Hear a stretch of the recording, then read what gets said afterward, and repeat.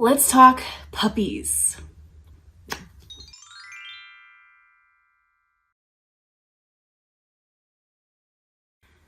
Hey everybody, you're gonna see some Pistachio in this video because she is awake, which usually she sleeps for these, so I think we're gonna have a few appearances, but I know y'all won't mind. So let's talk puppies. Puppy gear specifically. Let's talk what was worth buying in my experience with Pistachio and the things that we are still using to this day. If you have a puppy or if you are about to get a puppy, I'm hoping this is going to be a great video for you so that you have an idea of things that are worth it and things that might not be so worth it, specifically for the Havanese breed. And a quick disclaimer too, it is not necessary that you have all of the things I'm about to mention to have a puppy, to have a happy puppy, to have a happy puppy experience. These are things that I just particularly found useful, and there is a chance that they might make your puppy experience less stressful and a little bit more enjoyable. So let's start with tools that are great for restricting space. You will realize how important this is once there is a little puppy in your home that is not potty trained, that wants to chew everything in sight, and could potentially get hurt if they get into things that they shouldn't be. When you have a young puppy, we found it great to have a pen. I highly recommend getting a pen. And Pistachio did not spend her entire day in that pen, but she spent a good portion of it in there because we needed a space that we could monitor what she was doing that still had everything she needed. You'll see there, she had her crate in there to sleep. She had toys, she had water, food, so she was not deprived her basic needs while in this space, but they did keep her safe, let us be able to keep an eye on her. And there's times that you need breaks, whether it's to leave your house or because you need to work.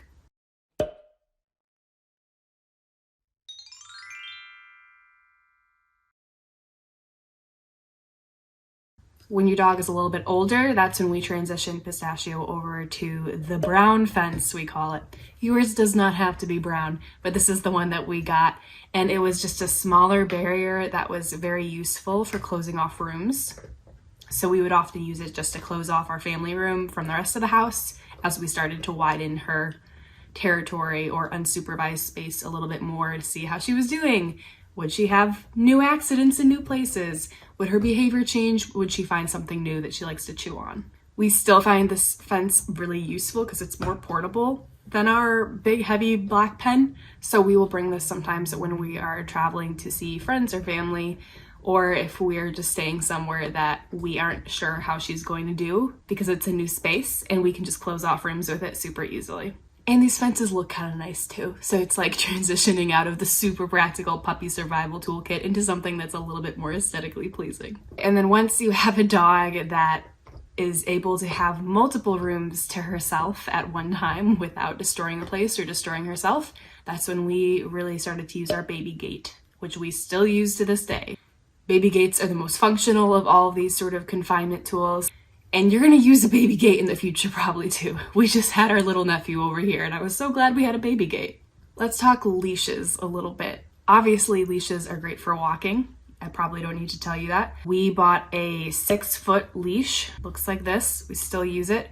We were able to find one that was very lightweight, which is great because when you have a Havanese puppy, they're so small. Like I always felt kind of bad seeing like the metal clasp on her back, feeling like it looked so heavy. So we were able to get a nice lightweight one. I'm not going to recommend a retractable leash. You can do your own research on that, but I have really liked our experience with a 6-foot leash. Now, beyond walking, leashes become very useful as your puppy is spending time with you in new areas of the house. It's really nice to have a way to retrieve them when you need to, or just to be able to control how much of a room they have access to. So we got a 12-foot leash, and we also have a 30-foot leash. The 12-foot leash is the one that we would attach to her a lot so that she could sort of just drag it around the house. But when she went through her running away from a stage, which I think was about 4 to 5 months, we needed a way to be able to fish her out from underneath the coffee table she was always going under, or under the chair. There was times too we just put it on a doorknob actually, and it would give her the ability to explore a whole new room, but I could always follow her trail and figure out what she might have gotten into, make sure there wasn't an accident under the bed that I didn't know about, and it was really useful. Another alternative to like the 12-foot indoor leash is if you have a bathrobe with a rope that you're not using, I had a lot of silky bridesmaid bathrobes in my house, and I was not wearing all of them. So I took those like silky, super lightweight ribbons, and I just would tie it around her harness. And it was just the perfect puppy retrieval tool. It didn't get hooked on things. It wasn't bothering her. It was super soft, and it was very easy to just be able to grab onto her if need be. And then the 30-foot leash I am still loving to this day, and I would really say that's the best for practicing recall. That way you can be using whatever word you're using, come, whatever, and if puppy decides not to listen, you don't give them a choice. You get to fish them back in. We also love using our 30-foot leash when we go to our local park, and she's just able to basically run around with me. She gets so excited, and I still feel like she's not quite off leash, which gives me comfort because I'm not sure she'd come back all the time, and she's able to have that freedom and enjoy running around. As far as what we attach our leashes to, we use a step-in harness. I can't even remember where I've read it, but I just know with small breeds, and especially Havanese, they have a little bit more of a delicate trachea, and sometimes having a collar on that you're attaching a leash to can be a bad thing when they pull. So we always used a step-in harness. I've also just noticed all the Havanese in my family have been much more comfortable in a step-in harness than a one that goes over your head. And the one that we get, I've heard lots of recommendations from other Havanese owners to get this one, and it comes in so many colors, so I really can't recommend this one enough. We started her in this harness at extra, extra small when we first got her, and she was 8 weeks old, then extra small, and now she's in small. She's gonna be ready for medium, I think, pretty soon here. So beds. Not every dog likes beds. I have seen this be the case for many friends with puppies and dogs. So you kind of gotta feel it out. Don't go nuts with beds before your dog gets there. Maybe start with one. That's what we did. But Havanese love donut beds. That's what I've seen. That's what I've heard. I think they just like how cocooned they feel in them. So we started with a little small donut bed. Beds become even more useful when you start command training and you're able to attach a word to it. So now we can send her to her bed. We say, go to your bed, and she knows what it is. We also got her a Coleman cot. I didn't know what this was until I stumbled across it in a store, but this is essentially designed to be an outdoor dog bed. What's really nice about it is it's raised off the ground. So that does make it perfect for anything outdoorsy, whether it's because it's a really hot day and the pavement is really hot. When we do food trucks or tailgate or anything like that, I don't necessarily want her on the asphalt. So we love to bring this, and she can sit on that and be much more comfortable. We've used it while we've camped in 30-degree weather. And then we've also had it indoors before, not so much now, but when she was a puppy, she just really liked it. She gravitated towards it, and it was much easier to clean than our white rug. So I sort of liked that she gravitated towards it. She could make much more of a mess on there. We used to give her a lot of frozen Kongs on that, and that way she didn't get like peanut butter smeared all over my rug. You do not need one as big as the one we got. Ours was on sale. It's for like a 70-pound dog. I've seen smaller ones. You can get a smaller one. We got a crate for our dog. I'm not going to make this whole video about crates. I have so much to say about crates. I think they're great. I think it is almost impossible to have a unpotty trained puppy sleep in your home at night without using a crate, because otherwise there's a risk to have accidents or to have them wandering the house. So at least while you have a small puppy, I'd recommend getting a crate that's appropriate for their size. They should be able to stand up and turn around in it. And that means when your puppy is small, they're not going to need the crate that they might use as an adult. A lot of crates come with a divider, so just do your research on that. So for toys, a lot of toy preference is going to depend on the dog. I've seen some dogs that are big tuggers, other dogs are big shredders. I got a shredder. So I'm not going to recommend, a set of specific toys that you should be getting beyond some that I think are pretty universal for the puppy stage. One is the Snuggle Puppy. This isn't really a toy, it's more of a comfort item. This is one of my top recommendations for a new puppy. They're dealing with a lot of change all at once when they first get to your house, and you'll see them kind of go through that transition for like 2 weeks once they get to you. And a lot of dogs, when they get to you, are used to having litter mates. They had siblings, or they were with their mom recently, or whatever. So the Snuggle Puppy toy has a heat warmer inside of it, which is optional, but it is there. But the even more useful part is it has a heartbeat. It has like a little pulsing ticker in it. When we first got Pistachio, we picked her up at the airport, And it was so overwhelming. I mean, it was overwhelming for us. It was overwhelming for her. And that was her greatest comfort. She wasn't even ready to interact with us too much at that point because there was so much change. But we got to see her instantly cling to that Snuggle Puppy with a little heartbeat and the warmth. And it made me really happy that we had it there because I could still comfort her. I'd also recommend investing in some puzzle toys. These are really good, especially for a slightly older puppy, to keep them busy when you can't be watching them all the time. If you're watching a movie or you're taking a work call or you're leaving your house, like, it's really good to have a way to keep them busy, and any number of puzzle toys can do the job.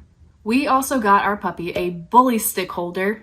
I don't think it was exclusively for bully sticks, but it worked perfectly. Bully sticks are a non-rawhide chew that Pistachio doesn't like anymore for some reason, but as a puppy, when they're chewing so much during their teething stage, it was a pretty safe thing for her to exercise those chewing muscles on instead of a hand. And what I liked about this little holder is when she got down to sort of the nub, I didn't have to worry about her swallowing it because this holder would contain the nub. It also just helped her little puppy paws balance it while she tried to learn how to hold chews. Also, on a thrifty note, you cannot underestimate the value of like recyclables, giving those to your dog with supervision, please.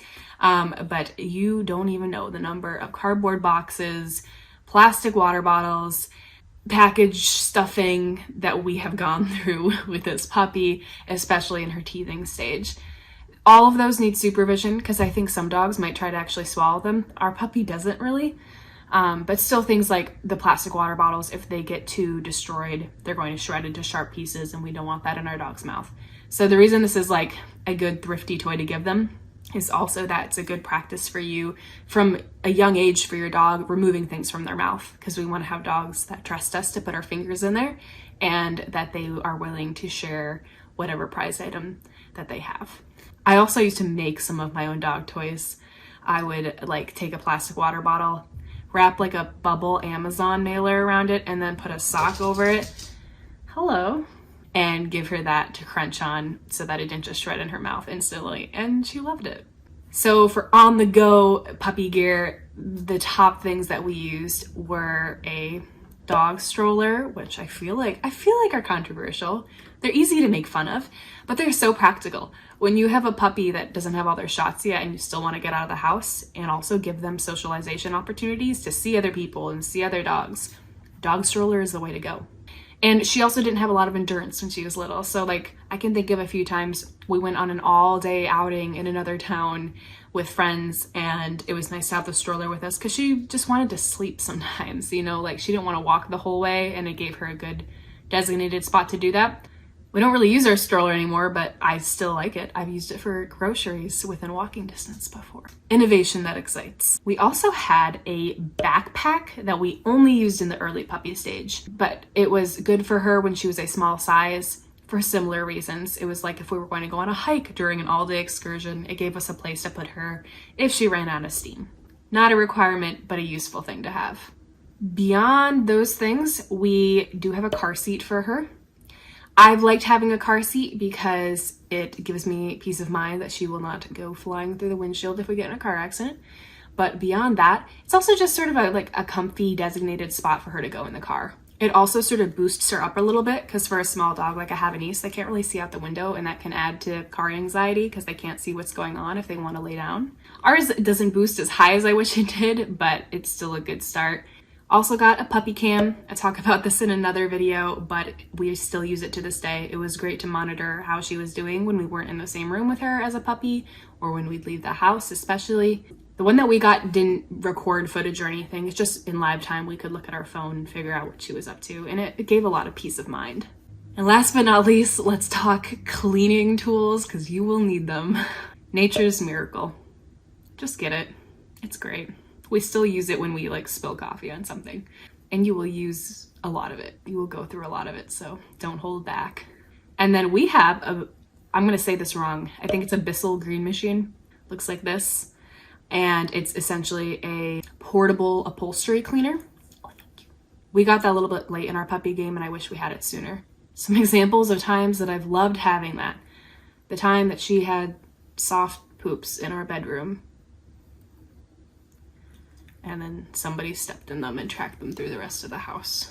But there's less extreme situations where you'll still be glad you have it. It's just good to, like, when you have an animal in your home, it's gonna help with just keeping your home feeling clean, smelling clean, with animal dander, dirt, whatever they bring in. So that's my list. Those are the things that I loved to have when we had a puppy, and a lot of them, most of them I'd say, we're still using. It's good stuff to have. Not a requirement, but it could empower you and your little puppy to go through this grueling and rewarding stage together a little bit more peacefully.